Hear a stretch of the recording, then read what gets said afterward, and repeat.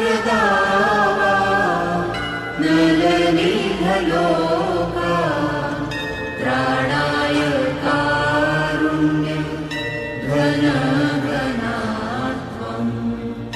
संसारदावा नलनिधलोका त्राणाय कारुण्यं घनघनात्वम् प्राप्तस्य कल्याण गुणनवस्य वन्दे गुरो श्री